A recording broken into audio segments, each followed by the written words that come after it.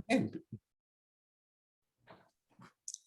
Hello, everybody. Thank you so much for joining and taking the time to attend and listen to this very, very important topic on cardiovascular health. And I am your host tonight, Terri Dixon. I have my husband sitting with me, David Dixon. And thank you for joining. We have impressive lineup for you of doctors who are going to speak to you and give us an education on cardiovascular health. So just hold on to your seats. My background is in IT. IT professional, IT executive working for Fortune 500 companies, managing very, very large teams in IT. But my passion is health and wellness. And I've been in health and wellness in over 20 years. I'm a professional health nutrition coach and love the prevention of health and educating people on lifestyle and how to live without, medications and just living their life in a youthful way. So as we get older, we get younger. So my brand is Love How You Age. We're gonna love how we age. So I would like to introduce our first doctor, who's Dr. Al Garvin. He's the director of nuclear medicine and stress testing and is the president of Valley Heart Associates Medical Group. He is a graduate of the University of California, Los Angeles Medical School, and he completed his residency in internal medicine at the University of South Carolina Medical Center. Dr. Garvin completed his cardiology fellowships at Emory University Hospital in Atlanta and a University of Chicago Medical Center. Thank you, Dr. Al Garvin, for joining.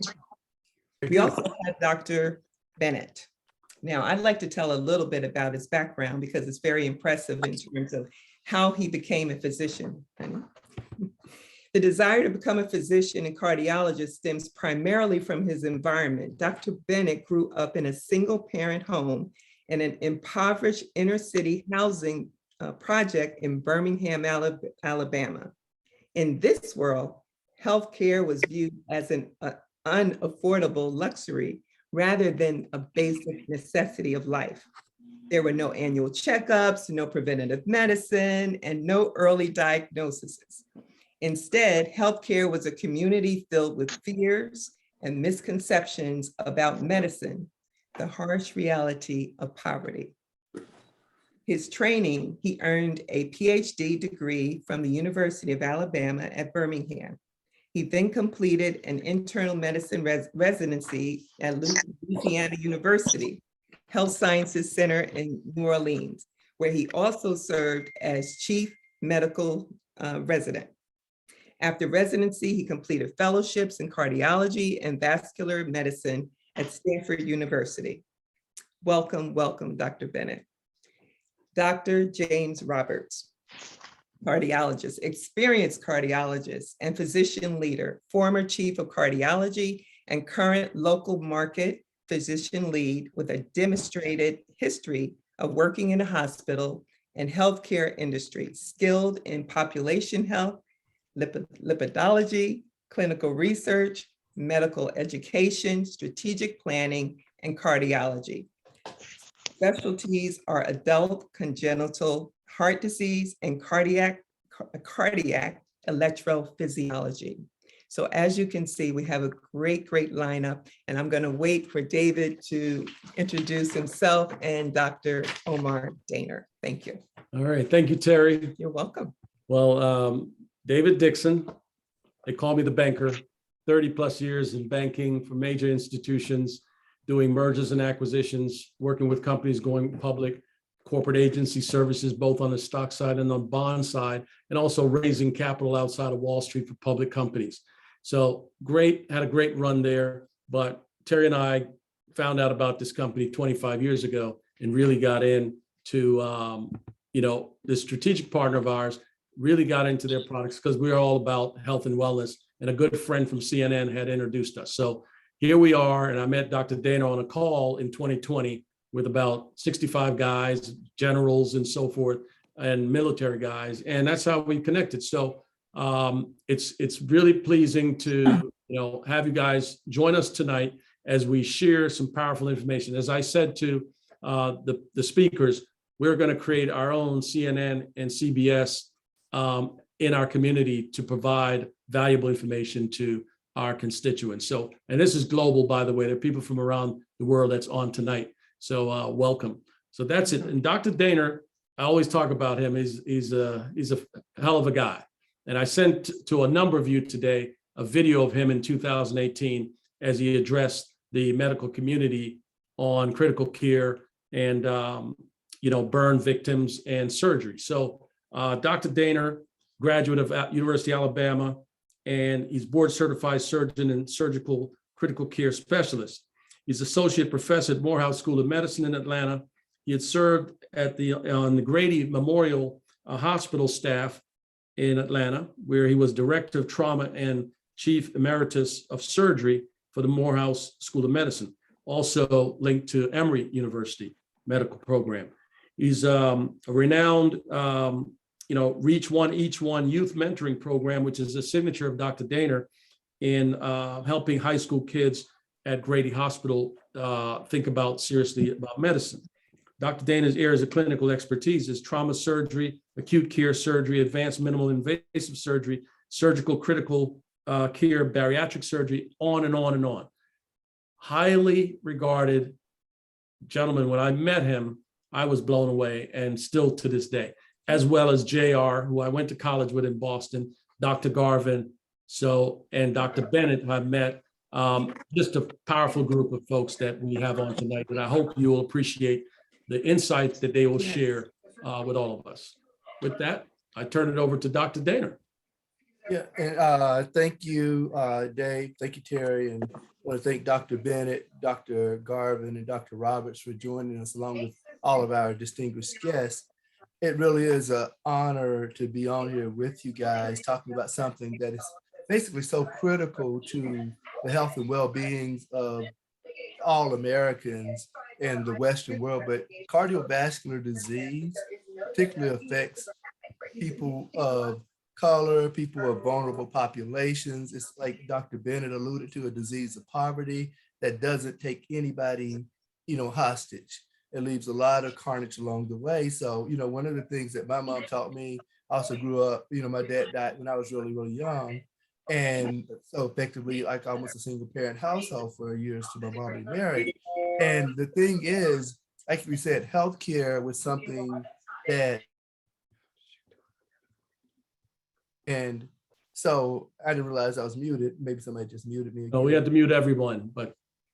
And we can hear you. We can hear you now. Can you hear me now? Yes. Yes. All right. So as I was saying, one of the things my mother taught me, it always kind of stuck with me as I went through medicine, that an ounce of prevention is worth a pound of cure.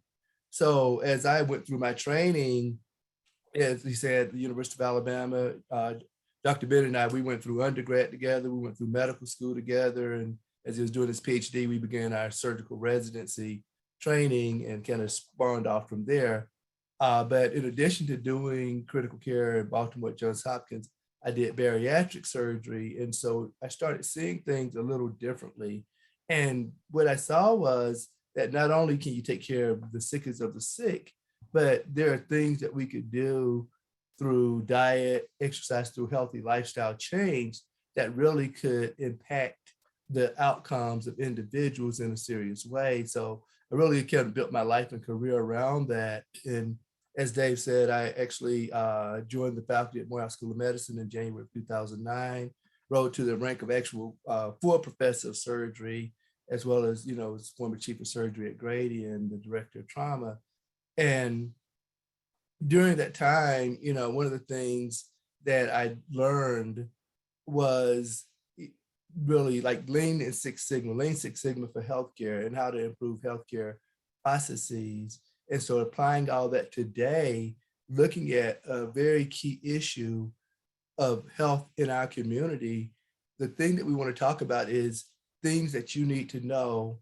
And at the heart of this is that healthy lifestyles lead to cardiovascular health, bad habits and sometimes unhealthy lifestyle can lead to the development of cardiovascular disease.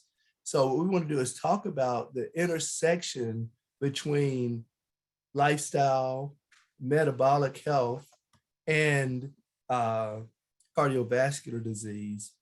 I'll just kind of run through the agenda real quickly. We're going to talk about this thing called the metabolic syndrome. We talk about risk factors. We talk about diagnostics.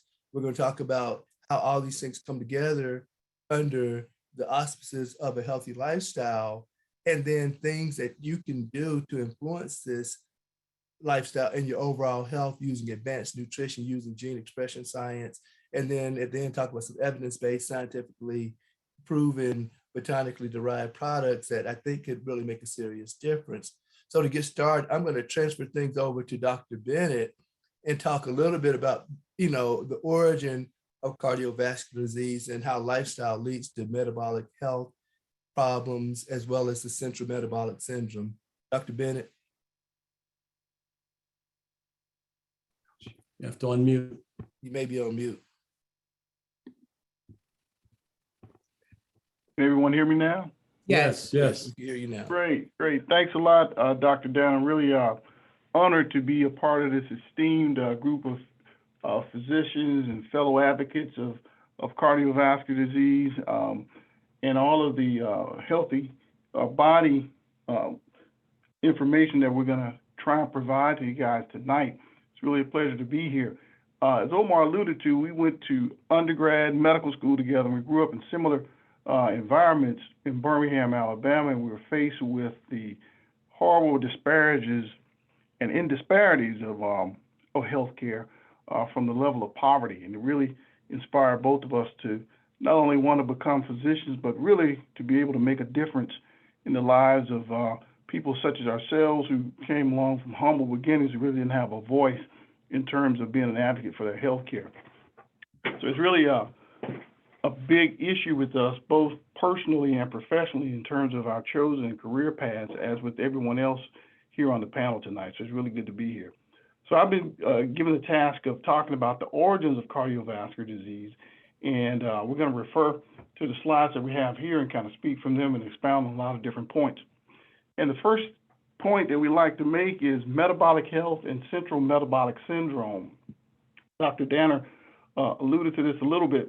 This is a complex process that involves primarily several risk factors, some of which we'll touch on tonight, which are the major ones, that being hypertension or high blood pressure, hyperglycemia or increased blood sugar, and elevated body mass index. And all these things go hand in hand in creating what we call the metabolic syndrome or the central metabolic syndrome that leads to the buildup of atherosclerotic plaque and fibrofatty plaques in the arteries that result in cardiovascular disease.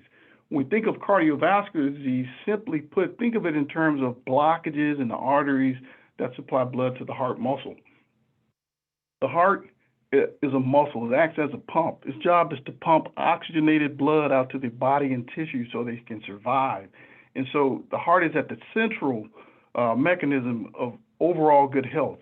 If your heart is not healthy, then it's almost impossible to have optimal overall good health. Growing up, I played the trumpet in the band, and I really liked the trumpet because it carried the main melody or the main component of whatever piece of music that we were playing. And as I learned more about medicine, I became very fascinated by the heart, because to me, the heart was like the trumpet. It carried the main melody of overall health in the body. If you don't have good cardiovascular health, it's almost impossible, again, to have overall good health. And so I kind of liken it in those terms to keep it kind of simplistic in terms of how we think about how important the heart is. The next topic we'll talk about as we go through this complex series of events in terms of high blood pressure, hyperglycemia, elevated body index, that leads right into insulin resistance, which is at the central theme of all of these entities. Insulin resistance specifically is defects in the insulin receptor in the periphery of the cells, leading to abnormal insulin production in the pancreas. When we become resistant to insulin, the body has a very difficult time of dealing with carbohydrates and other entities. And so one of the end results is weight gain.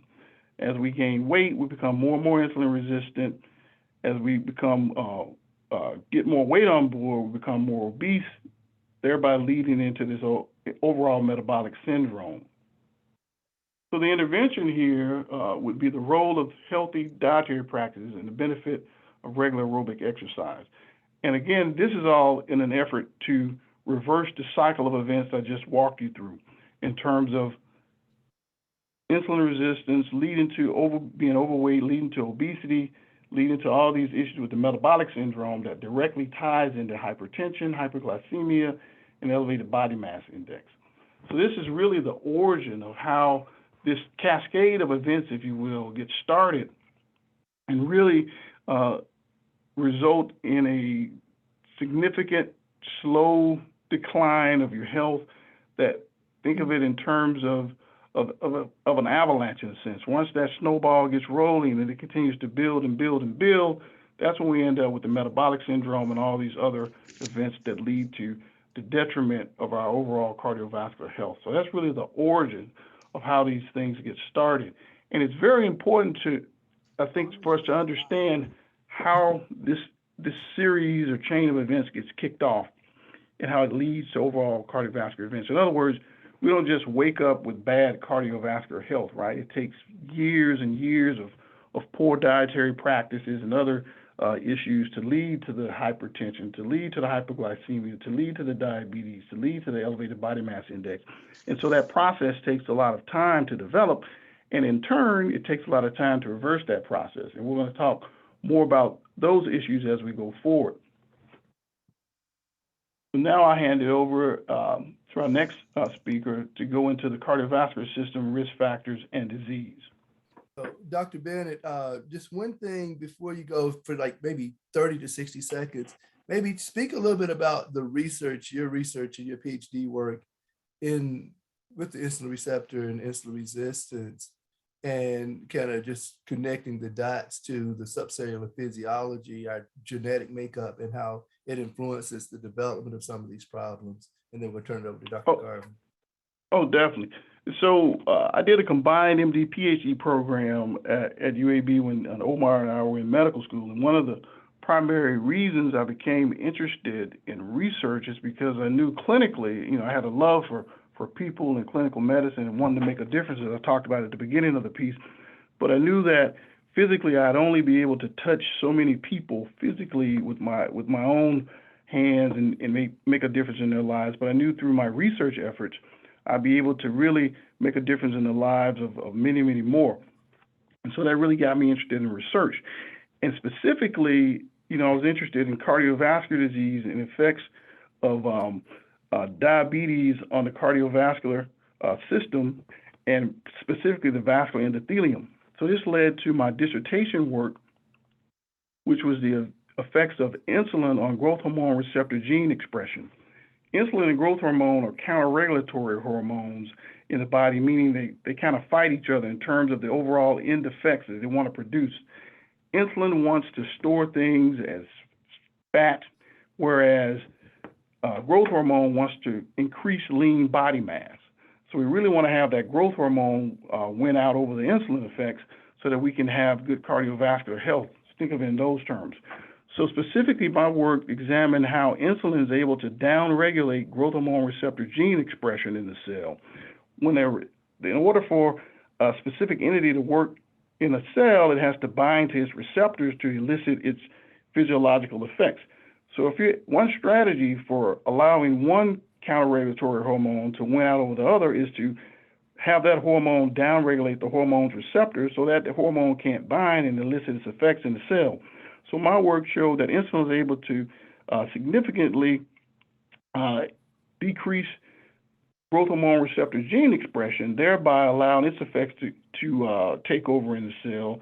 And this leads to increased insulin response in the cell, metabolic syndrome, and all those things that go hand in hand. So a very clever way in which insulin is able to dominate the cell and inhibit growth hormone receptors effects, thereby increase lean body mass, things of those nature, which is what growth hormone wants to do, and carry out its effects, which is increase fat in the cell and those issues, and make us more resistance to the effects of growth hormone. And so just one way in which insulin is able to carry this out, which leads directly into insulin resistance, to metabolic syndrome, and all these other effects that we just talked about. So very clever in that regard. And as we go forward, we're going to touch on a lot more of the physiological effects of what happens in the cell, which directly leads to some of the clinical effects, of things that we can see and feel and incorporate into how our cardiovascular system gets down-regulated and leads to some of these detrimental effects, which we'll talk more about. Any Awesome. questions so far about any of the things that I've covered? No, we're good. No, we're good. We're good. We'll come back to you later in the presentation because there's some other stuff that Dr. Terri and I have on our mind, I'm sure, and Dr. Garvin. Dr. Garvin, Perfect. you're on mute, Dr. Garvin.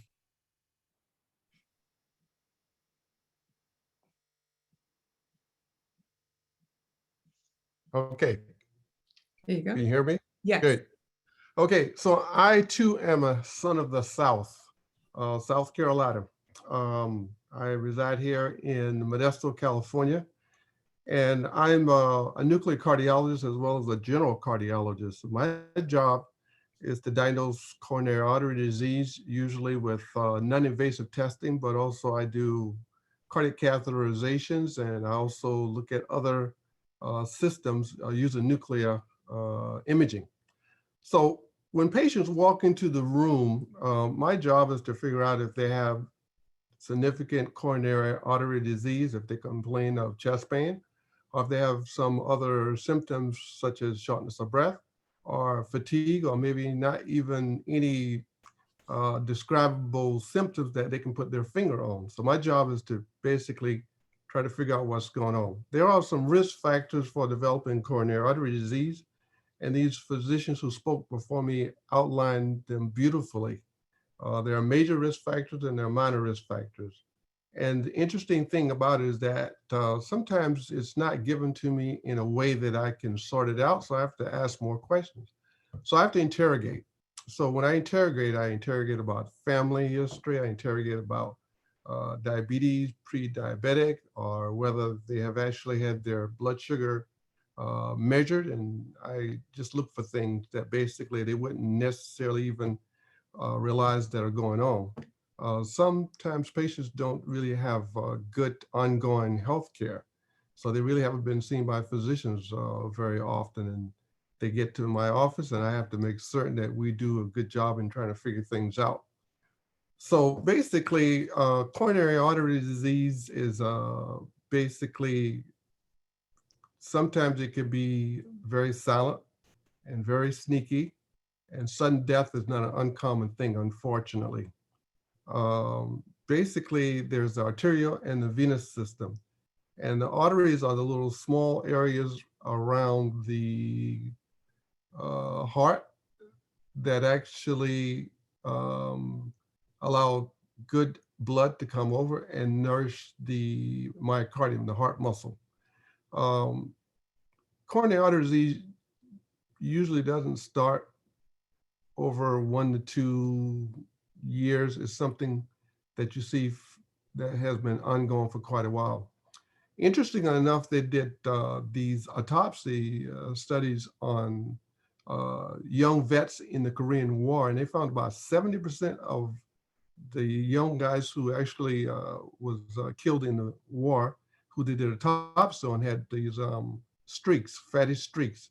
And this started from a very young age. Some of them were 17, 18 years old. Interestingly enough, the autopsies have been looked at with the more current younger vets have shown that that level of fatty streaks have actually decreased a bit.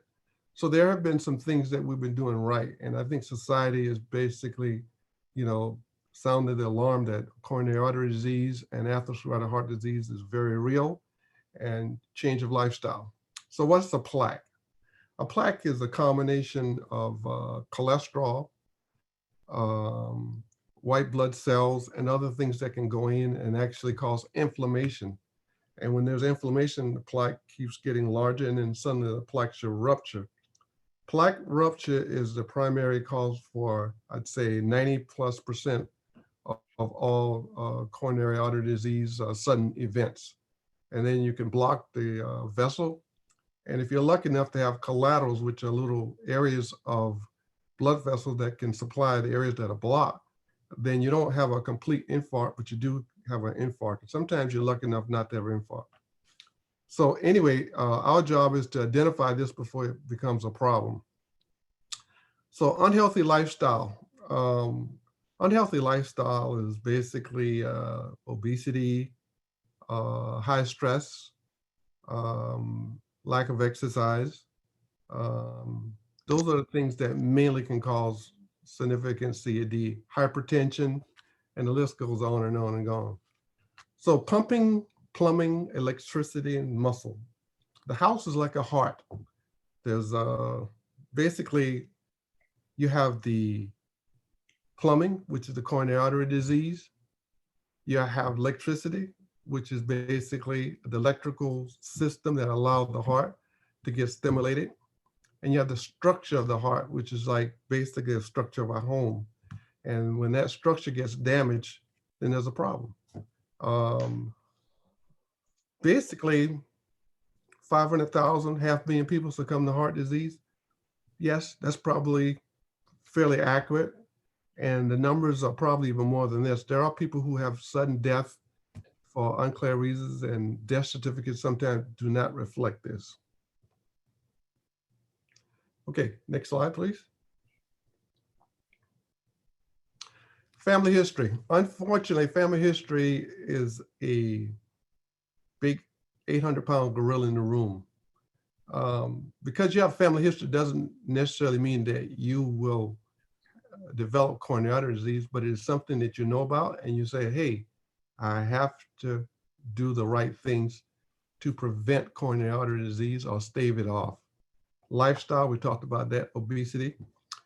Interesting enough, about maybe 10, 15 years ago, we found that obesity, independent of all the bad things that it can do, is a risk factor, independent risk factor for developing coronary artery disease, which means that if you had nothing other than obesity, that means your risk of developing coronary artery disease is increased. Obesity can exacerbate diabetes, cause diabetes.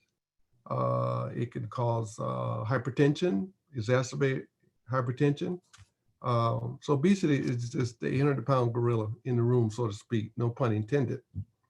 There are other risk factors. There's dyslipidemia, stress, smoking. And as you can see, they're all preventable risk factors. And so what you have to do is you have to do as much as you can to at least modify the factors that you can modify. And the factors that you cannot modify, hopefully you will have modified the preventable risk factors enough that you can decrease your overall risk of developing coronary artery disease. So you have family history, age. You're going to develop coronary artery disease as well as other things with age, but you can certainly slow down the development of coronary artery disease if you have a healthy lifestyle and do the right things.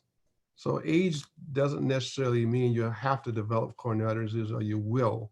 It's a factor in the development of coronary artery disease. You have things such as sudden death. Sudden death can be from coronary artery disease, or it can be from an arrhythmia. People who've had heart attacks, who have hearts that are not functioning as well as they should, or at an increase of having sudden death. Peripheral vascular disease. Atherosclerotic heart disease is not necessarily independent from peripheral vascular disease. Most people who unfortunately have coronary artery disease can have peripheral vascular disease, which can lead to limb amputations, kidney disease, kidney failure, and hypertension actually exacerbate all those things. Next slide.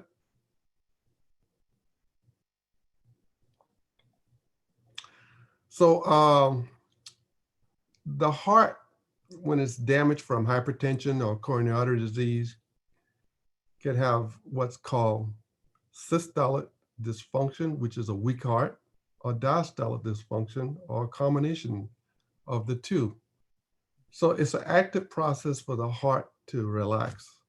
And if the heart doesn't relax in a reasonable manner, then you develop what's called diastolic dysfunction, which means a stiff heart can cause problems, and the problems can not necessarily be picked up. So it takes a special effort to have this diagnosis made. Systolic dysfunction, a weak heart, can be caused by hypertension, diabetes, coronary artery disease. There are also viral infections.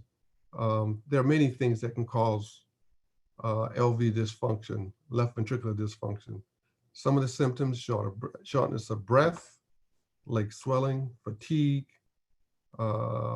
problems basically lying flat. And when you go into your physician's office, you have to be very, very certain that she understands the symptoms that you're having, and make certain that you don't leave out the physician's office without them fully understanding the symptoms that you're having. Because chest pain may not necessarily be the symptom that you're having. So all the other symptoms are probably just as important. You have irregular heartbeats, palpitations, sudden death. And sudden death, it happens often. And unfortunately, it happens in the African-American population more often than other populations. Basically, when you go to your physician, you have to make certain that you give them the information that's needed. And if you don't feel like you've actually given the information and haven't been heard, the next time you're there, you have to definitely give them that information and even more. My job as a cardiologist is to prevent heart disease, prevent death, as well as treat heart disease. Thank you. Thank you, Brother Al. Thank you. So Dr. Roberts, gonna pick up and piggybacking off of what Dr. Garvin's talking about, and basically what you want patients to communicate when they come to see you, and then how do you evaluate that, and what are things they need to know, particularly as it relates to their own evaluation? How do you know you're getting the right kind of cardiac workup to get to the problem and get treated if you do have underlying coronary artery disease? Absolutely. Thank you, Dr. Danner. I want to assure everybody that I did, in fact, graduate medical school. I would say, But my path has crossed with many of these gentlemen on the call tonight. And I want to make the point that as we all go about this discussion, and it's nice that we're getting an opportunity to meet all of you, we have come to find that it's absolutely true that there's always 6 degrees of separation between folks. So Dr. Garvin, Dr. Dixon, and I all met up in Boston when we were in college. Dr. Danner and I first met at Johns Hopkins when he was a surgeon and I was a cardiologist. And then we met again in Charlotte when he came here, and I used to do preoperative evaluations for his patients. And we used to go barnstorming together to go into the community and do community engagement talks to explain to our people why it was important to prevent cardiovascular disease. And I was always impressed that the surgeon was actually doing this with me, right? So that was really kind of impressive.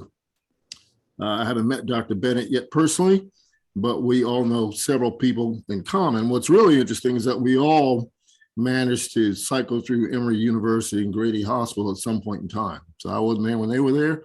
I was there a little bit earlier than them, but it's pretty interesting that that's happened. So I'm a preventive cardiologist. My passion is cholesterol and lipidology.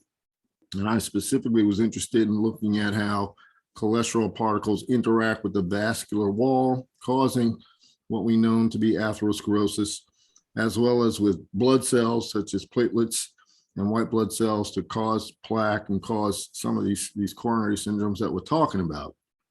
And as you've heard, it's really important for a patient to understand when they might be having heart trouble.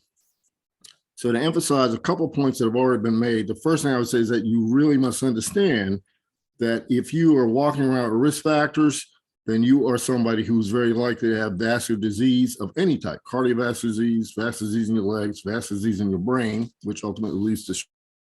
And if you're not aware that you have risk factors, then you're not going to be in tune to the fact that you're putting yourself at significant risk of dying at a young age, okay? And so to emphasize the important things that you've heard already, high blood pressure, high blood sugar or sugar diabetes, high cholesterol, I like to call those the three amigos. And those three amigos like to travel in a bunch. If you got one, you probably got the other two at some point in time, because it's all on a spectrum. These are not individual separate problems. These are actually all quite related.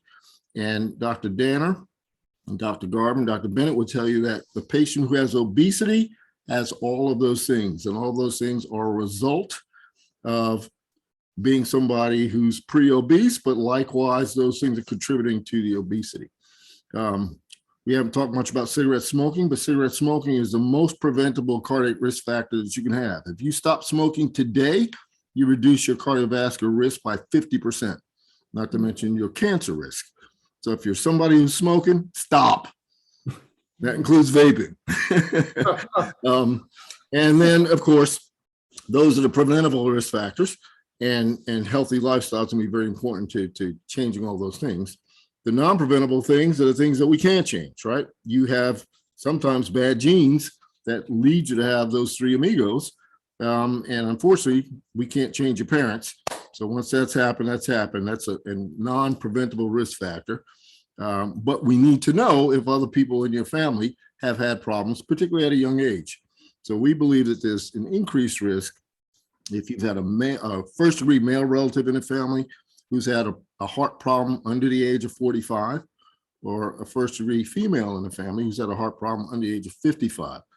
That would impart a very strong genetic risk, very likely related to things we're talking about, most likely cholesterol and all the pre-diabetic and pre-obese genes that travel with those things. All right, so that said, when you go to a heart doctor and you're thinking that you're having some kind of cardiovascular syndrome, the first thing we're going to ask is, well, have you had chest pain? And we're taught that the classic chest pain is the elephant sitting on my chest, causing me to become sweaty and weak and so on and so forth. And that's certainly a very classic chest pain. Not many people that we know walking with that classic chest pain. So for example, African Americans and women are notorious for not having the classic chest pain. And so I like to tell my patients that if you have a pain somewhere between your chin and your knees, it could be your heart. And that is a very serious statement, not meant to be taken lightly. If you have pain between your chin and your knees, it can be coming from your heart. That pain can be in your back, it can be in your abdomen or your stomach, it can be under your armpit, it can be jaw pain. You may think that it's a toothache and you go to the dentist and he says, nothing wrong with your teeth. I don't know why you're having this pain. You better be thinking it might be your heart, because this is all serious transmission of pain.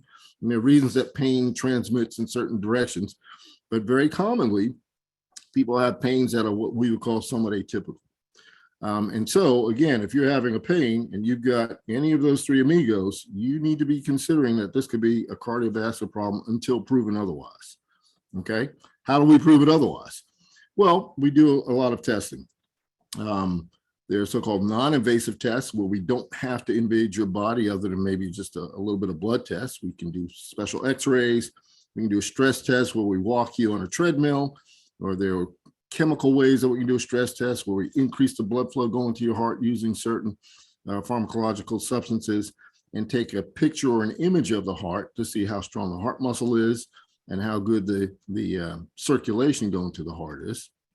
Those are the nuclear studies that Dr. Garvin made reference to earlier.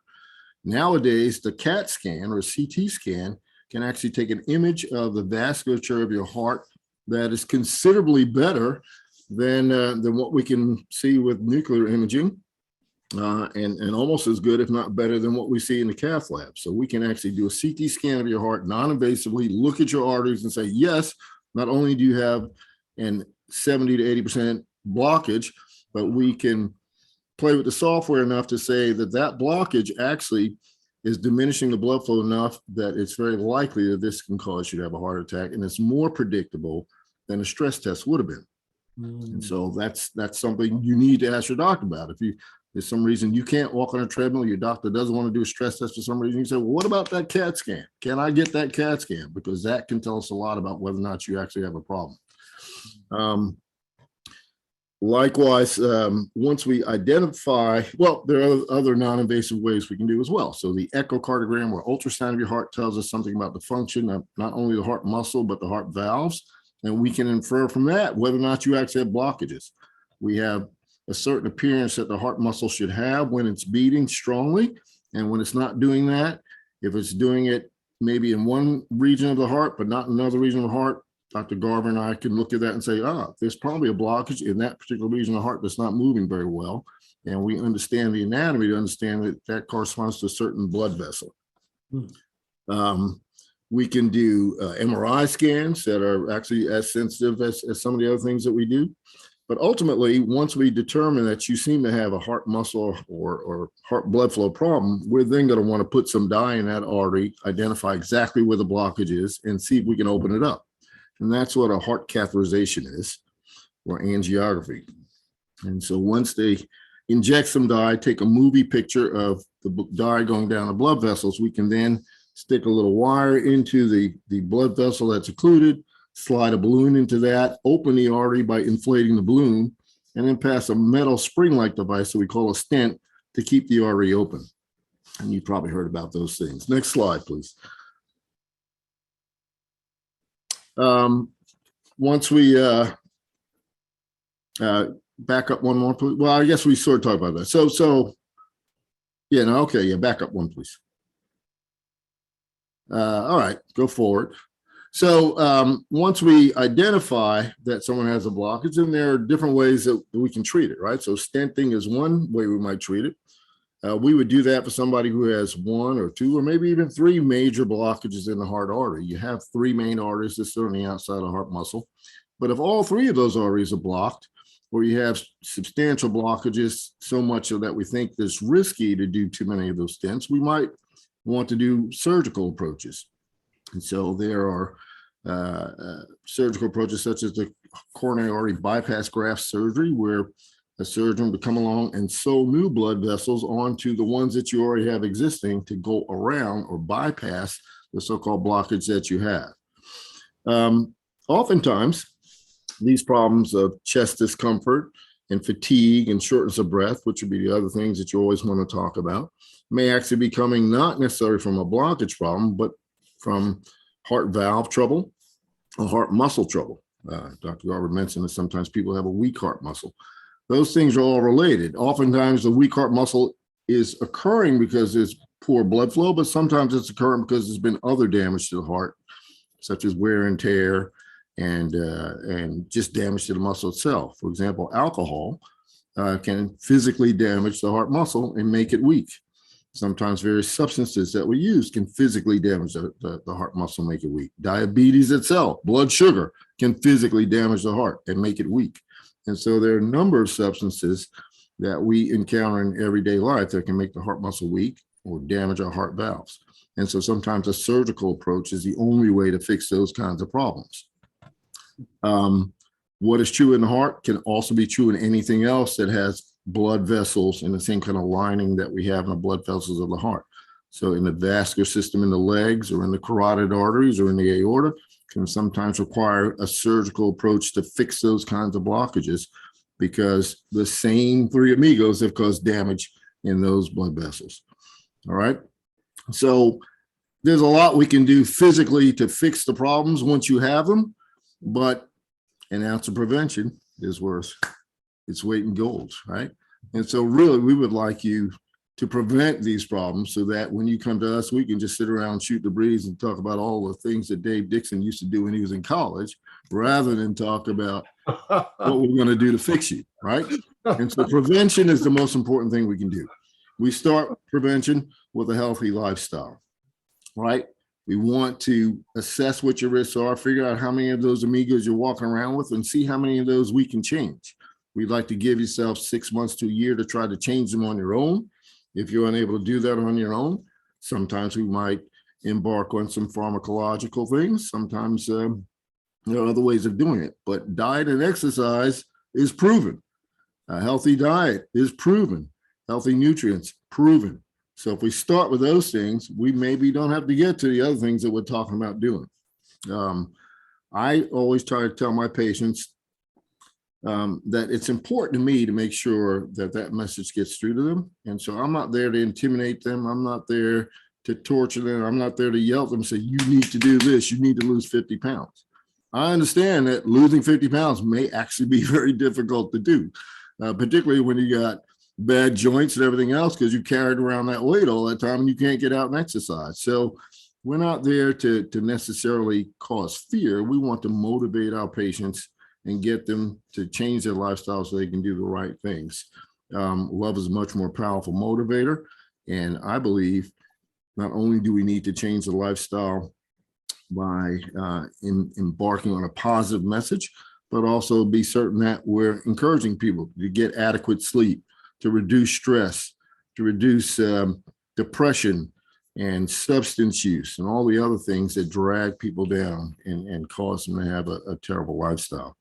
So in closing, I would just like to say cardiac disease prevention starts at home, starts with trying to embark on an appropriate healthy lifestyle and understanding the things that can get you into a bad place, understanding your genetics, understanding how high blood pressure, high blood sugar, high cholesterol can interact with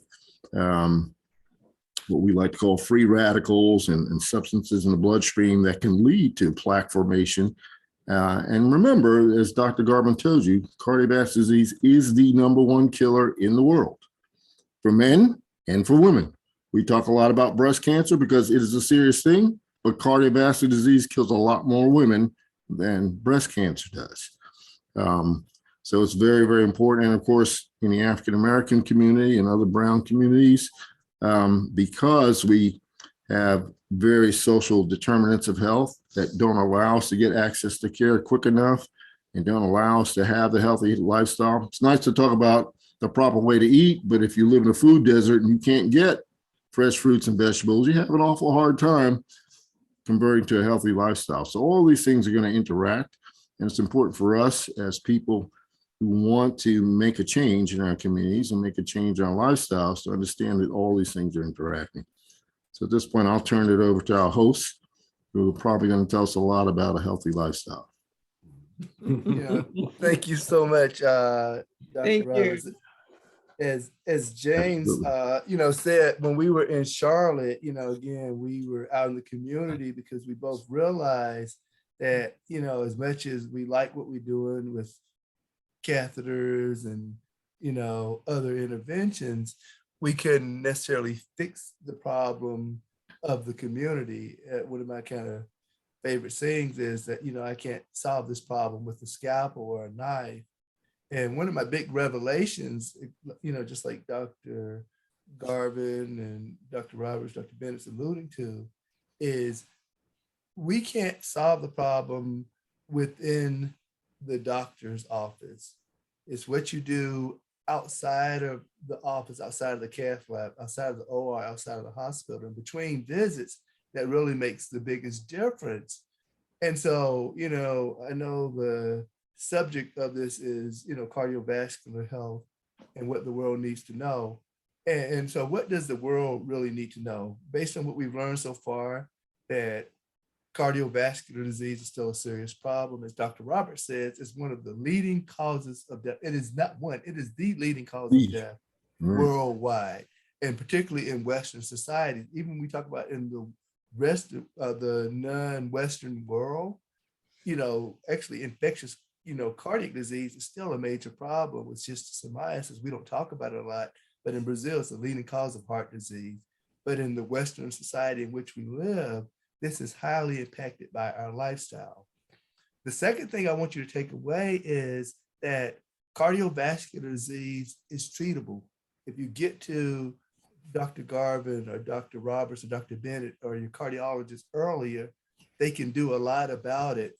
And so the bottom line is early detection, early intervention leads to better outcomes. And because of that, we've been able to shift the mortality, the life-death curve significantly, and actually added a lot of years since the beginning and evolution of cardiology, 50, 60, 70 years ago. And so now we're living healthier, we're living longer, but if you don't have access to either the knowledge, if you're not living a healthy lifestyle, you don't have access to medical care, to healthcare, the thing is, you're still at the same risk as if you were living in a third world country in a non-Western world. So what we want to do is, again, begin this process by educating you of not about things you can't do or things you can't control, about things you can do something about. The third thing that I wanted to just kind of mention that we need to know is that cardiovascular disease is preventable. Dr. Roberts, Dr. Garvin, they mentioned the genetics, and that genetics does influence things, age as you get older, it does have an effect. Obesity is a modifiable risk factor, but if you are obese, if your BMI is over 30 by the definition of obesity, or your percentage of body fat is over 25%, it's an independent risk factor for the development of heart disease. So getting your body weight back down to a healthy BMI actually has a cardiac benefit. The fourth thing I want you to know is that a healthy lifestyle is more than just diet and exercise. I know a lot of people are eating healthy lifestyles and are living a healthy lifestyle, eating right and trying to eat right, and they're trying to get some exercise. But it's not just exercise, it's fitness, getting your heart up into what we call the target heart rate and getting your heart conditioned. And in addition to a proper, healthy, balanced diet, the other thing I want to do is talk about nutrition specifically, because once you gain a lot of weight, a lot of people think you need food, but actually your body is stored up a lot of energy. So when we talk about this metabolic syndrome, you really talk about this metabolic pressure, this energy pressure from excessive carbohydrates and fats that the body can no longer store. And so when you have abnormal insulin, the energy metabolism gets shifted and it gets stored as fat, sometime in the periphery. But the type that we worry about is kind of around your waist. So a waistline over 35 inches in a woman, over 40 inches in a male is another risk factor. We call it central obesity, male pattern obesity, android obesity, or visceral adiposity, or visceral obesity. And this is the type that leads to heart disease.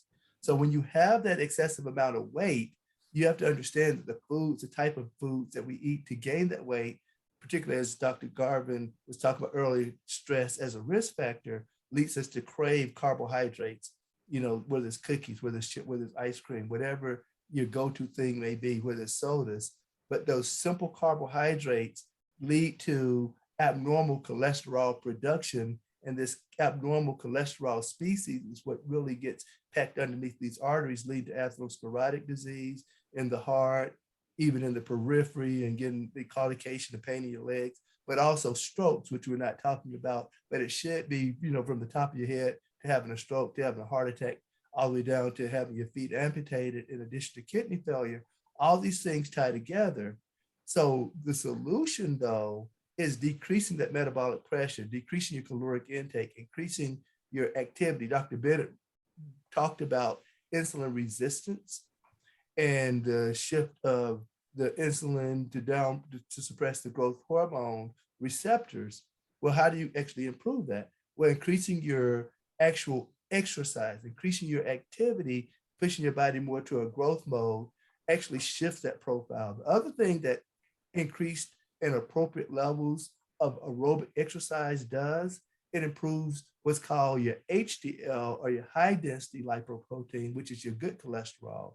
A good number to target is a level over 60 over 50 is better than a level over 40. But when you start getting over levels over 60, a high HDL is actually cardioprotective. So in addition to those things, what you can do is also supplement your nutrition. So eating the right food. So eating, diets that are high in vegetables, high in fruits, like some people call it being a vegan. I'm omnivore. I like meat, but excessive amounts of meats and processed foods and sugar, fat foods, ice cream and things like that aren't good for you. So I'll give a free plug to Dr. Ian Smith, who talks about eating, a 70% vegan or 80% vegan diet.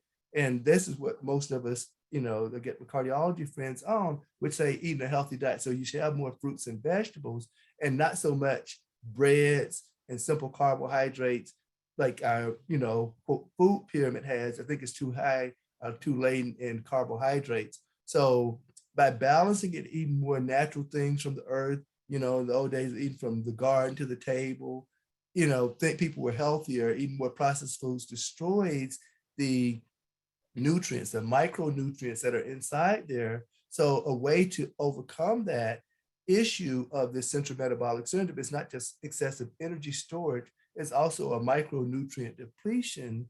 And so by supplementing, adding to your healthy dietary practices, you can fill some of those gaps. But the type of supplementation that you do actually influences the way the body interacts. So there could be synthetic supplements, things that are carbon copies. A lot of our medications are made by taking mirror images of these natural active ingredients that are found in fruits and vegetables and plants of the earth. But these same active ingredients can be derived from plants. So, one of the things, as Dave said, we came together on a call, talking to some friends of a friend in leadership in military and flight and so Air Force and pilots and things like that, but talking about nutrition as a way to address some of the issues of the pandemic, in addition to vaccination and practicing, safety practice, wearing your mask and appropriate distancing when it's appropriate. But when I talked to Dave, what I started realizing, he had been looking at this concept of botanically based nutraceuticals, and that there was a company called Pharmanex that was actually producing these products that could be delivered in a purified, concentrated form with the right content and delivery, that actually had done what's called a 6S process, and the last thing being safety studies and standardization or substantiation. And so in this, now they have actually been doing this for 10, 20, 30 years in partnership with the company LifeGen Technologies, and started studying gene expression science. So now they understand the genetics behind this. Going back to my critical care background and my background as a bariatric surgeon, one of the biggest things I realized from the first part of medical school, we can all attest to, and then in critical care, that although we look at things at the receptor ligand or the receptors and these different hormones and different factors interacting with these receptors leading to these health outcomes, the truth of the matter is, in the first part of medical school, what we were taught is that it's controlled in the genes. There are gene clusters that actually lead to the basically health of the cell. And if it has the right nutrient constellation, it actually can make a healthy cell, which makes a healthy tissue, which makes a healthy organ system, and a healthy body. And so by putting the right stuff in, you get the right stuff out. In the Bible, in Galatians, it says, so as you sow, so shall you reap. So if you actually put in what God intended, the way that it was intended, and basically it says, let your moderation be known. Don't overconsume the wrong things. Not that you can't consume things that you enjoy, whether it's ice cream, whether it's Doritos. You can actually eat other foods. It just says, eat it in moderation. But because we know we're not going to eat a perfectly healthy diet in the Western lifestyle, then supplementing with products like, Life Pack Elements or healthy multivitamin, or new products that are coming out like, Meta, which Dave will talk about. And sometimes people like pre and postbiotics and things like that. In addition to being active, walking, running, biking, swimming, sports, whatever you like, just being active actually leads to a healthier body. And as Dr. Roberts and Dr. Garvin alleged earlier, getting proper rest, having a proper state of mind, relaxation, de-stressing becomes important. important. So building this in as an active part of taking care of yourself and having a healthy work-life balance is very key. So the last part of my take-home message is there are a lot of things you can do. So reducing your stress, the stress in your life via yoga, reading, vacationing, quiet time, meditation, and loving yourself, love your neighbors, you love yourself is very key. So what I want to do, I'm going to transition this over to Dave, and we're going to talk about some of the things that, you know, can be done using this concept of advanced nutrition science, because we've learned a lot over the course of time.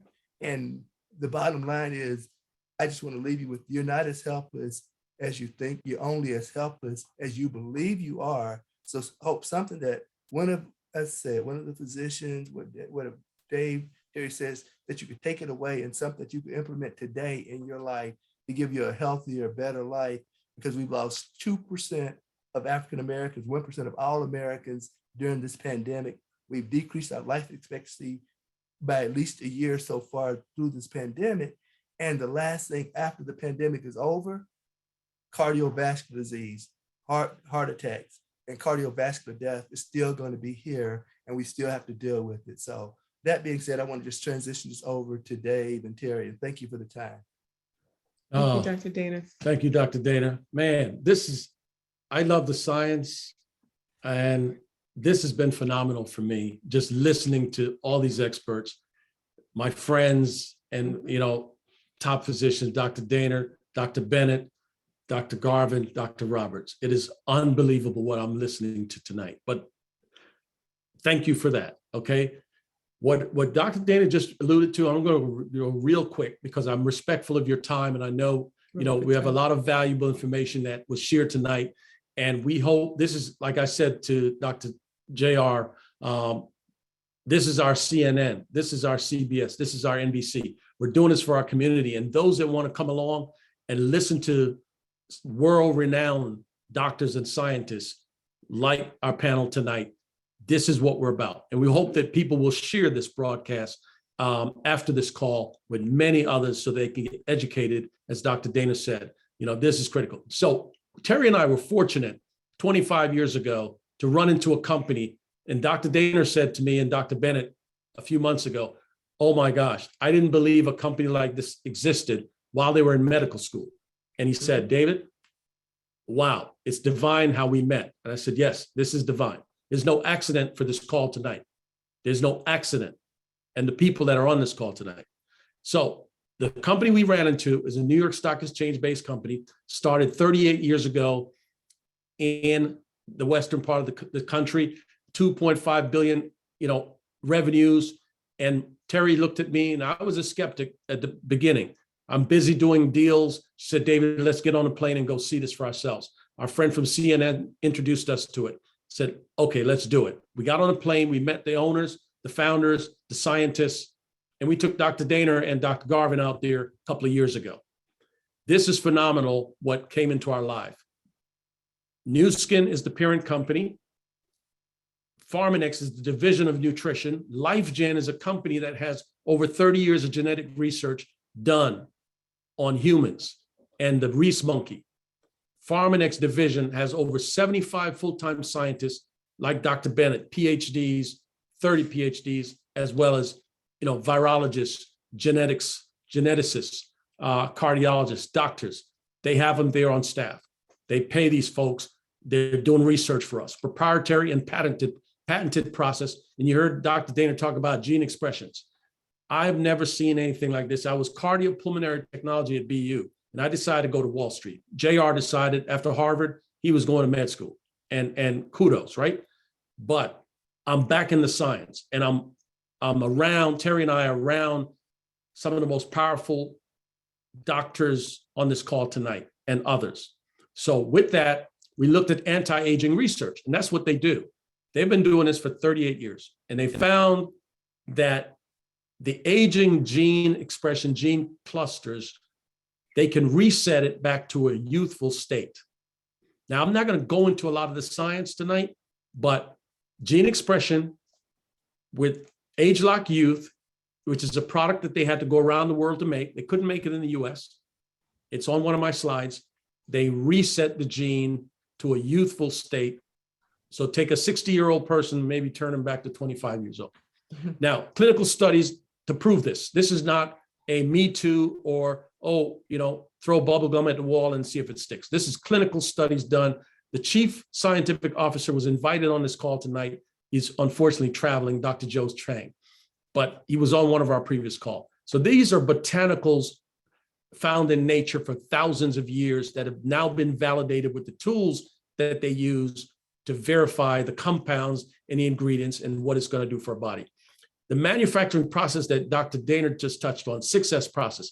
There are many products out there. If it's not done by sourcing, which is the first S, selection, how you select that product, the compound, the structure of the compound, the standardization of that compound, the safety and substantiation, and then on top of that, efficacy. All this has to be done in the pharmaceutical companies. That's what they do. They live by 6S in order to put anything synthetic in your body. And all we're talking about here is botanicals going under the same rigorous 6S process. And then the only machine in the world that can measure what you take into your body is the S3 biophotonic scanner. It was on Dr. Oz years ago. We have it here at home. We take it out, 30 seconds can scan you, looking at your carotenoids, because carotenoids are directly linked to your antioxidant levels, which are linked to your immune system. Next slide, please, Dr. Daner. So LifePak Nano, what I call this is the Rolls Royce of nutrition. When I brought Dr. Daner in and Terry and I, and we shared this with him, and he shared with some patients and family members, phenomenal results, right? The Rolls Royce of nutrition. There are 40 ingredients in here. And when you look at this, here's a box right here. I have it with me.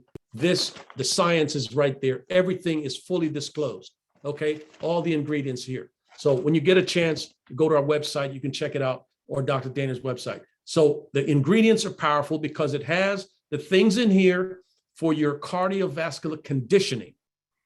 The deep sea marine grade, high quality fish oils, krill oil. Now it has trace minerals, which are tied into the Krebs cycle. When minerals are present and you eat food, it turns to energy, basic biology. Citrus bioflavonoids, the fruits, Dr. Roberts, Dr. Daner, Dr. Garvin talk about, Dr. Bennett. This stuff is really powerful for the body because it does phenomenal things. The amino acids and phytonutrients are critical. Micronutrients, as Dr. Daner mentioned. So the body needs these nutrients, and it has to be bioavailable. If you take something that was developed for beriberi, rickets, and scurvy 80 years ago and think it's going to work, no. You're going to make expensive urine. So you have to do the research, and they have done the research for us. Next slide, please. Elements. For those that don't want to take a gel cap, like my mom, she takes the LifePak Elements. It's a powder, put it in water, a couple of ounces, you drink it. That's your 20 ingredients. This is the Cadillac. So you don't want to go for the Rolls Royce, but you want to go for Cadillac. That's okay. It's still going to give you 20 really good ingredients, but it will not have the cardiovascular conditioning product, the krill oil and the marine grade omega oil. It will not have that in there. Next slide, please. Omega. So if you take the elements, you need to buy a bottle of the marine omega. So this is the cardiovascular conditioning, the benefits, the blue zone. They went to the blue zone in Okinawa, Japan, in Alaska, and all around in Peru, and they found that the diets of those people eating fish, mackerel, eel that have high concentration of DHA, EPA in it, the omega-3, phenomenally, still don't know why it's so good for cardiovascular conditioning. So it's really great for your arteries and your veins, and so powerful product. Next. Then you talk about cholesterol. Cholesterol, this product came out years ago and the FDA kind of banned it because it had red yeast rice in it. Red yeast rice normally reduces cholesterol in human beings. They had to take it off the market and they redeveloped this product. Now it has a unique blend of marine lipids, citrus and palm fruit extract, clinically proven to be safe and effective. So it helps to reduce and condition your body to reduce your cholesterol levels, right? So it's really good. Check it out. It's a great product. Next. Now, Metabotrim. Metabotrim, for those that really want to balance out their glucose level. it aids in the glucose regulation in the body. And you heard some talk about it from our esteemed colleagues on the call tonight. Carbohydrate, again, it helps to regulate the fat and the carbohydrates. As Dr. Dana mentioned, it's being stored. There's storage. So you need to really, L-carnitine and chromium picolinate, if you look them up, it shuttles this long chain of fatty acids into the mitochondria in the cell where you need it. That's the furnace of the cell, is the mitochondria. So when you get that metabolism going on, energy production, chromium picolinate, a trace for normal insulin function. Again, Dr. Bennett, PhD, hello, insulin regulation. So vitamin B3, which is niacin, vitamin B6 and 12 are cofactors that are involved in the fat and carbohydrate metabolism. So again, very important product that's there and it's very inexpensive. Next, TR90. Okay, TR90, for those that are obese, Dr. Dana gave this to one of his colleagues, Marie. I don't know if Marie is on, Dr. McAdory is on tonight. She got on this last year in August, lost 60-something pounds. Dr. Dana, I hope you share some of this with the group, but if we have time. But listen, this is the product for body design. It helps you from what Dr. J.R. Roberts said, your brain, right? The brain has blood vessels, and there are things in the brain center that regulates your appetite, wanting to eat junk food and stuff. So what this does, the first part of the regimen is a thing called the Jumpstart. The Jumpstart is a fat burner. 3 weeks into this program, which is TR90, is transform your body in 90 days. What they've done scientifically, again, verified clinically, that you take that Jumpstart in the first 3 weeks, then you take Fit as a supplement and control. It helps you to mitigate that craving for the junk food. And you start to find that your body is not craving for these carbs and things to help you through it. And you start to lose weight over time naturally. But you're also gaining muscle mass. Okay. Lose visceral fat and gain muscle mass. That's powerful. So when we looked at this and, Terry jumped on it, tried it, checked it out years ago, phenomenal results. And a lot of people that we've shared as customers, they love it because, again, it's going to regulate that blood insulin in your body naturally. This is not a tricking the body type of product. It is truly scientifically proven to reduce visceral fat, increase body mass, muscle, which is your metabolism. Next. So a cadre of products here. The one on the left is Jungle Malls for kids. They have chewables for your children to grow up healthy, formulated for children, not for adults. The same thing here for the bottle next to that is the Age Lock Youth. They had to go around the world to make that. That's the one that resets the gene expression back to a youthful state. Okay, powerful stuff. You can read up all the sciences there, third-party validation, peer review, all there on our website and on Dr. Dana's website, DanBar for Life. The next product is the S3 scanner. You see it sitting there. That's the scanner that will give you the carotenoid test and validation. I started at a score of 28,000, my score. Now I'm up to 84,000. I can tell my immune system is stronger. I don't have to guess. This is something that you measure every day. The G3 drink that you saw on the first screen when we put it up, that's the GAC fruit. Google it. GAC fruit, one of the most powerful superfruits on the planet. Terry and I drink 1 flask of that every morning. That is so powerful to get your fruits and veggies in. So the citrus bioflavonoids, the things that's great for your prostate, like lycopene, it blows tomato away, and anything America has, there's nothing to compare to that GAC fruit that's found in Southeast Asia. So those are the other products. And one other that I have here is the Collagen Plus, which is right in the picture there. This builds collagen in the body. Most of your tissue and your vessels are collagen. Okay, and so it turns and unlocks the cell to make more collagen. And it's very unique because of 3 things. One, the active collagen that it has, bioactive. Then it has lutein in it, which from the marigold plant, which is an antioxidant, helps protect that molecule. And then you have phytoceramides. The ceramides are the humectants that helps keep this molecule together. So this is not comparable to anything on the market. Just came out late last year. It's a phenomenal product. So that's it for those slides. And I think that was the end of that. So this is our contact page that Dr. Dana just put up. Lovehowuage.com is our website, Terry and I. That's Dan Bar for Life is Dr. Dana's website. Dr. Garvin, Dr. Roberts, Dr. Bennett, if you guys need to reach them for any reason, we can make that happen. We hope this is not the last time that we'll have sessions like this that is important to educate not only the folks in our community, but anyone that's interested in understanding about really taking care of their health and changing their lifestyle. No, thank you, David. Terry? This has been very, very beneficial to get this information. You know, think about how much you would have to pay in order to get this information from renowned doctors. And thank you so much, Dr. Garvin, Dr. Bennett, Dr. Roberts, and Dr. Daner. This has been wonderful. And I'm just going to go do some yoga so I can de-stress. Because after hearing about how we can prevent cardiovascular disease, you know, you kind of, it's real.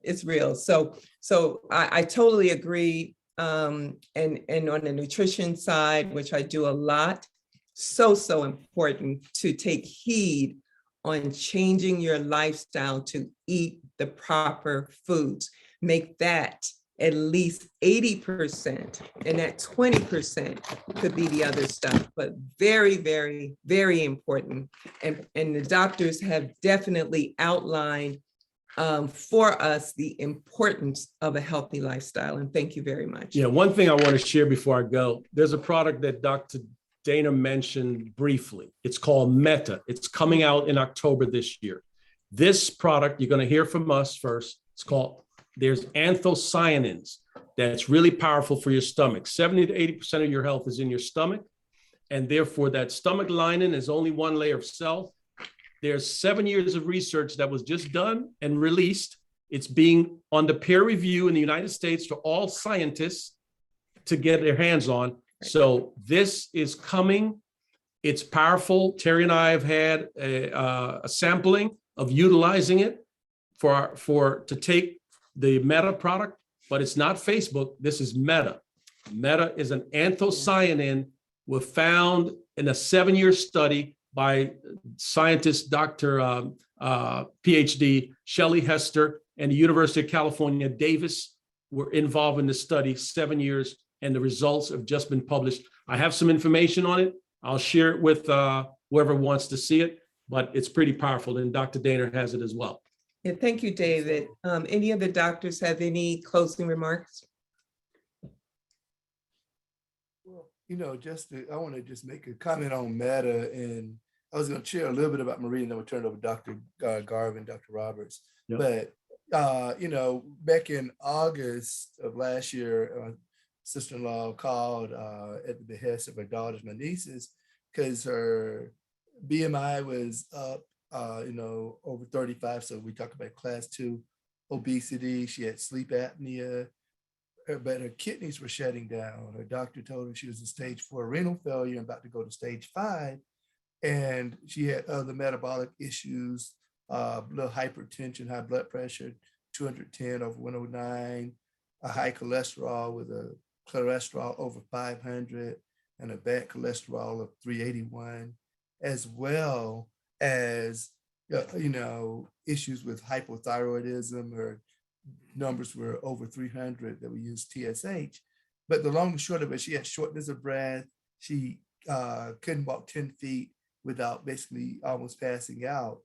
And she said, you know, my body is shutting down, you know, there's not anything I can do. But, you know, I've been studying this for a while. Dr. Roberts, like you said, he and I, we've been out in the community, you know, talking about this. But, you know, I had met Dave and had come across these wonderful, you know, products with the science, and had been studying the literature behind it. So we, you know, got on a regimen with ageLOC Youth and G3 and the LifePak Nano, along with this TR90 system. And also she had glaucoma and so eye problems. And so I put on eye formula along with the Colestin for cholesterol, and kind of fast forward it, you know, now, you know, 6-8 months later, maybe I guess 8-9 months, you know, she's now lost 66 pounds. She's less than 10 pounds away from achieving a normal BMI her blood pressure is less than 128 over 177 or 128 over 77. And, you know, all those are good. Her cholesterol's normal, her renal failure improved. She's now back to stage 3A from a 3B. And, you know, now able to just function independently without the worry of dialysis. But I think the neatest thing was, you got a text earlier, I guess Thursday, we had talked on Tuesday night, they were having a competition at work, and she had walked 39,000 steps, but she lost the competition for the day because her boss had walked 45. So she said, I'm gonna beat him. I'm gonna knock him out the park. So I'm gonna walk 60,000 steps this next day. So I get a text, and you know what? She didn't make her 60,000 steps, but she walked 56,340 steps. So from not walking 10 feet, 10 steps, you know, 9 months ago to walking 56,000 plus steps, 95,000 steps in 2 days Yes. is an incredible feat. So, you know, this is the power of what's possible. And that's what I'm saying. So not just what we can do with the miracles of modern medicine, with our catheters, with our scalpels, with our pills and things like that. I want you to think about what are things that you can do. And I just want to know that it's possible, but it's necessary for you to embrace the idea of not waiting till the disease sets in and reacting, but buy into this concept of proactive health and wellness. And again, I just want to thank Dave and Terry. You know, I think, you know, what you guys are doing is wonderful. I want to thank my panelists, Dr. Roberts, Dr. Bennett, Dr. Garvin. I think what you guys did tonight was awesome. Yes. And this was time from people of your level. I know how much surgical and cardiology time costs, so I understand the value of, but the wisdom that you've given, it doesn't match what we can actually build. This has really been awesome and it's an honor. So I want to just turn it over. I'm going to stop right there. Thank you, guys. Thank you, Dr. Daner. Anyone else? Any other comments, Dr. Dr. Garvin, Dr. Roberts? Thanks for allowing me to contribute. I mean, it's always great to teach, speak to folks that you can reach, and that's why we do what we do. Thank you. Thank you. Absolutely. I'd like to echo that as well. And, you know, the parting thought that I always leave my patients with is, as somebody who is passionate about prevention, and I spend a lot of time telling them to not eat certain things and to invigorate their exercise program and so on and so forth. And I say to people, I say, you know, I know it seems like I'm here to take away a lot of your fun. Well, I want to assure you that I'm not here to take away all of your fun. I'm just here to take away most of it. And when I do that, I allow you to find fun in other ways. And so, again, finding that work-life balance, finding out how to de-stress yourself, finding out how to love better. All those things are going to be a whole lot easier when you get that sugar out of your life. And when you get that processed meat out of your life and that salt out of your life, right? One last thought I'll leave you with. 25 years ago, maybe 30 years ago now, there was a study called the Nurses' Health Study, where they looked at 400,000 nurses across the country. They're looking at various things, looking at things that might lead to breast cancer, heart disease, so on and so forth. One of the interventions they did was they divided the group into two. And one group, they said, you just eat what you normally eat. We're not going to bother you. Do what you do. The other group, 200,000 nurses, they said, we want you to change one thing. We want you to get rid of one Coca-Cola, one soft drink per day for the next 6 months. At the end of that 6 months, how much weight do you think that group lost? 20 pounds? On average, 60 pounds. Wow. One can of Coke a day. Now, in those days, there used to be 9 teaspoons of sugar in a can of Coke. Now it's only 4. Okay. But 4 is still a hell of a lot of sugar for one can of Coke.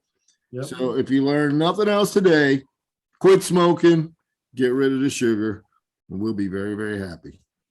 God bless you all. Well said. Well said. Well Wow, said. wow. This has been phenomenal. I'm just, you know, I'm enamored. I'm just, I have to pinch myself. This has been phenomenal. Phenomenal. And we want to open it up. You know, if anybody has questions, you know, Yeah, absolutely. again, I just always like to emphasize this is for you. We're dedicating our time for your well-being. And so, take advantage of it. Again, just thank you. But are there any questions? Ms. McAdory, is that a question? No, No. she said, thank you. Oh, no, Miss McAdory, we have been, I remember she called me back in June or July, like maybe 2020. And she was telling me, probably it may have been even 2021, just to say not 2022, but she was telling me that she, basically was sick and tired of being sick and tired. Everybody been cooped up, gained the COVID weight, was just, had, COVID previous year and just not doing great. And so I told her, she said, I know you know what to do. Just tell me what I need to do. I'm going to do it. I said, okay, that's the best kind of patient, compliant, adherent patients, like novel idea. And so I was like, well, you know what? You won't believe what I've discovered. So anyway, I introduced her to this TR90 program and her in the Life Pack and the Age Lock Youth with the G3. And basically she got started. And I'm going to kind of date it back and maybe she could kind of comment herself on this and tell about her experience. But in 2011, I went to a church, Faith Missionary Baptist Church, with her and her husband, Reverend McAdory, my sister's father-in-law. So I call my mother and father-in-law by proxy. And with a friend of ours who isn't on the call, Dr. Fidel, we had a Saturday event. We talked about talked about faith, and we call it the program Keepers of the Temple and taking care of yourself and what God's word says about that and how important it is to really just take good care of your body. If you take care of your body, it'll take care of you. And these are things you could do. You really need to educate yourself. That is a lack of knowledge. So people need to educate themselves and really apply what they learned to get the benefit. So she was well primed. And so I told her, hey, this is what you need to do based on what I've learned. And she was receptive and she did it. And so anyway, I want to fast forward it to now, but I want to pick up where she sent me an email or a text some months ago. And she said that she started like Pastor McAdory on it as well. So he would take her GAC and to take her G3 juice. And so they both went on this wellness, health and wellness journey together. But I remember she said at 71 and a half and at 75, they're living their best days in the midst of the pandemic. Yep. So I'm not sure, Dorothy, if Dorothy, if you can come on, if you want to say anything, you can. If not, just kind of fast forwarding it. If you can't, she may be in the middle of something. They have the National Baptist Bible meeting at the same time. But she is lost almost all of her excess COVID weight. One time she was coming down to exercise and basically decided instead of doing her aerobics and things like that, she walked out the door, started walking, went into a jog, and basically she ran 2 miles, then came back and did her exercise. And so she had to go down to the community center to take care of some business and didn't feel like driving. So she decided to walk 5 miles down to the community center and then 5 miles back. So 71 and a half, I'm serious. That's pretty impressive. So if you feel like you're kind of stuck, just understand there's hope. But Dorothy, I'm not sure if you had any comment you want to make. Yeah, but you kind of said it all. And good evening, everyone. This has been a great presentations. And I'm just so appreciative. And we are living our best life right now. I'm looking forward. My husband turned 76 yesterday, and he is a 4-day-a-week bowler. 2 days he's in a league. The other 2 days he's practicing. And and for me, everything just goes every day. I go down to the senior citizens 2 days a week just because I want to line dance. Just to share with them, I line dance down there, I do functional fitness there, and we just have a swinging good time, okay? And among everything else, of course, I was just named our health ambassador through our National Baptist Convention for our Southwest region, and I'm always talking about health one way or the other. And it's nothing like dieting when you can make your plate look like, okay, I've got half of it is fruits and vegetables, a small portion of meat, and try and just do that. It's been wonderful. You can change it. And the thing about it is you don't have to do it all at one time. Do it in moderation. And it's a great life to live. You don't have to have all that. Plop a tomato, a grape tomato in your mouth. Plop a strawberry in there. We just got to have, and yeah, cut that sugar. If you, Doc, you're just so right, cut those Cokes out.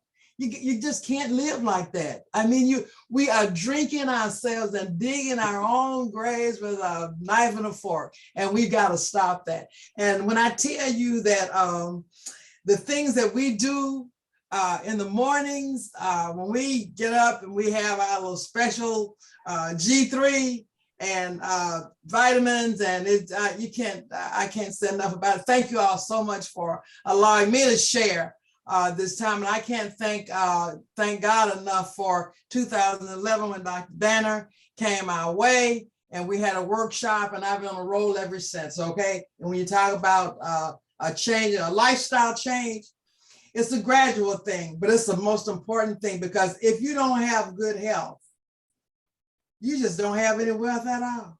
You gotta have it. And whatever it takes, do it. Just do it. True. Thank you. Awesome. Thank you, Ms. Thank McAdoo. you. Hello, I have a question. Oh, sure, Okay. Nia. My name is Virginia, and I was diagnosed with microvascular disease. So they didn't find any blockages or anything in my large arteries. So the assumption is that it may be the small arteries. And I've been experiencing angina. So they put me on blood pressure medication, cholesterol medication, and I'm taking a nitrate medication. So my question is, with those medications, I'm a little leery about taking, other supplements. So can anybody address taking other supplements with those medications? I'll take it, and maybe, all three of us probably would love to. So, but if you want to go first, Dr. Roberts or Dr. Garvin, that's fine by me as well. Yeah, I was going to address the first part of it very quickly. So microvascular angina, or small vessel disease, is something that you've been hearing about all night long, okay? So when we're talking about so-called metabolic syndrome has been around for 60 or 70 years by a lot of different names. One of those names has been microvascular angina. Another name is syndrome X. And for years, people would talk about a cadre, particularly of women, who would come in with chest pain that sounded exactly like the classic kind of heart chest pain that we would expect. And their EKGs might be a little abnormal, and their blood pressure might be a little bit high. Their cholesterol might be a little bit high. Their blood sugar might be a little bit high. They might have a little bit of polycystic ovarian syndrome, and maybe had a little trouble getting pregnancy early on. And when we take them to the catheterization laboratory expecting to find blockages, we don't find any major 60, 70, 80% blockages. We might find 10%, 20%. We might see small vessels instead of large vessels. There might be some vasospasm or spasming of the blood vessels. And certainly it will respond to things like nitrates and blood pressure medications. But the physiology behind all that was really this insulin resistance that we've been talking about. It was really this problem with early onset laying down of fatty streaks and atherosclerotic plaque in small blood vessels that just hadn't matured yet to become the 90% blockage that's going to end up being a stent. And so that nitrates may quell some of the symptoms, and getting the blood pressure lower certainly will quell some of the symptoms, but the real pathophysiology behind this microvascular angina is insulin resistance.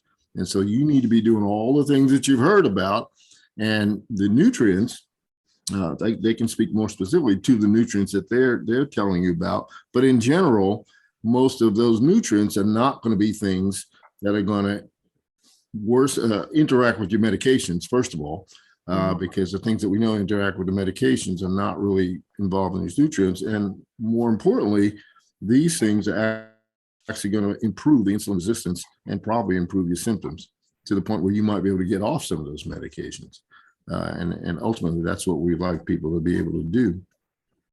So yeah, so that's in a nutshell what microvascular angina is. But if you Googled Syndrome X, you'd see 90% of what you're talking about is right there, and that's what we used to call microvascular angina when I was old enough to know that that's what we called it. Wow. No, You thank know, you. just piggybacking off Sure. of what Dr. Roberts is saying, that the real goal is to get off of medications.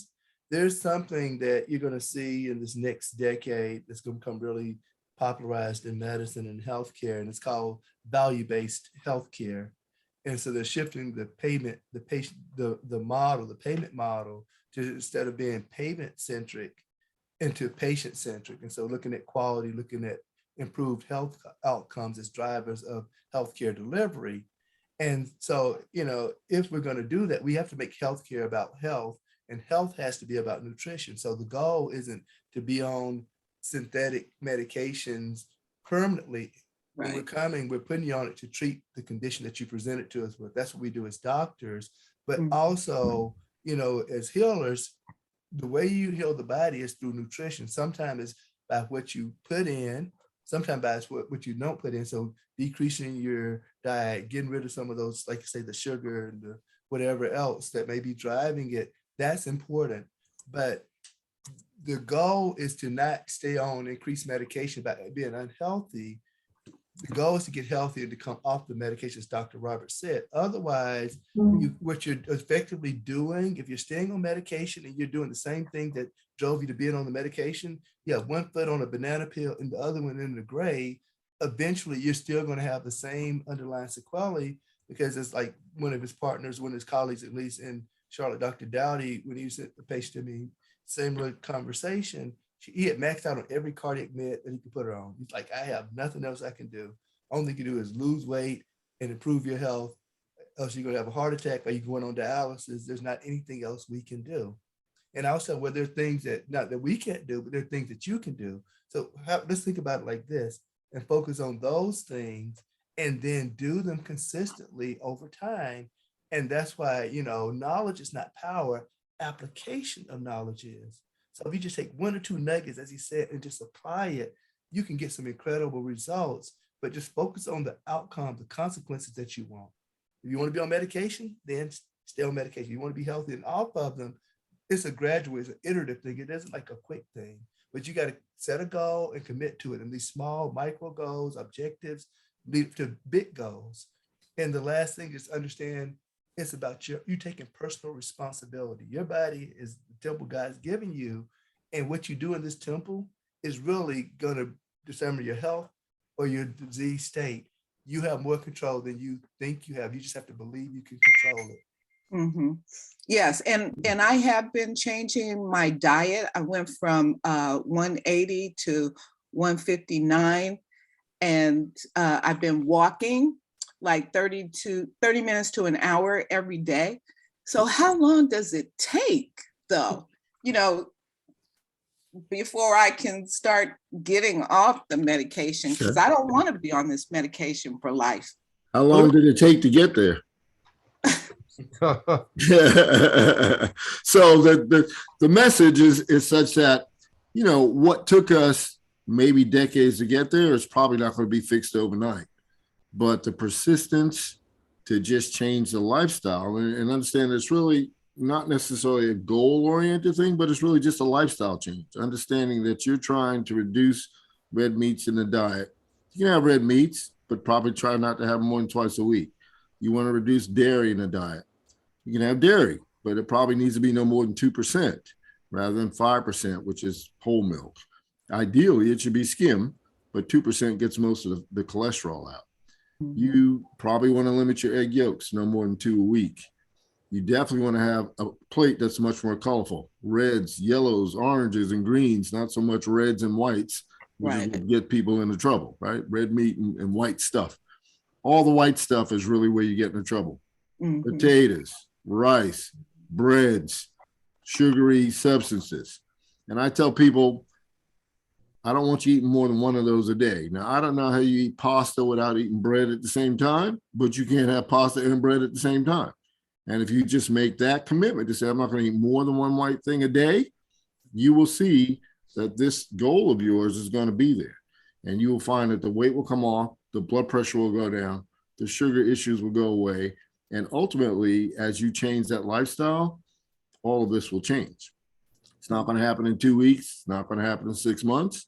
Might happen in 6 months, but it's something that once you do it, you can't say, all right, I'm done. I don't have to do it anymore and go back to living the old way. No, it really has to be a lifestyle change. I'd like to also add that you do need to speak to your cardiologist about pain relief. And that's kind of a palliative way of dealing with Absolutely. this. That is not necessarily the curative treatment. And just as these colleagues of mine just stated, you know, it has to be the root cause that has to be attacked. But you definitely need to get some palliative treatment because, you know, in that way you can live a reasonable life and do all the things that you really need to do. Thank I you. want to add to this, piggyback on what they're saying, because this is one thing that I discovered, and that is that it's not just the things that you're doing, meaning the weight gain and the walking and exercise, it's a micronutrient deficiency. And so by taking these things, it's replacing what's missing. And as your body does this, it functions better. And that's the thing, like I was talking, going from 10 steps to 95,000 in 2 days. It is basically a micronutrient deficiency. These processing, these white food products that Dr. Roberts talking about are poor in nutrient. They're calorie rich, nutrient poor, and the body is building a deficit over time. So when you replenish that, your body will function better. And as you do, as Dr. Garvin said, you have to follow with your cardiologist because he should walk you down, sometimes off. Like, you know, Marie is off her meds. Dorothy doesn't take meds. Dave and Terry, they don't take any meds. You know, I don't take any meds. I went to have a procedure, a colonoscopy. My friend, he's a surgeon as well, GI doc. He asked the anesthesiologist to come in and take a look.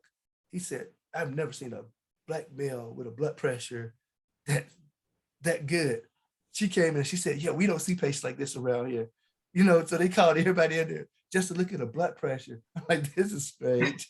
But we're friends, we're peers. So, but the bottom line is they work, you know, and my mother-in-law, you know, my real mom, my wife's mom, she basically, since November, she's lost like 15, 20 pounds.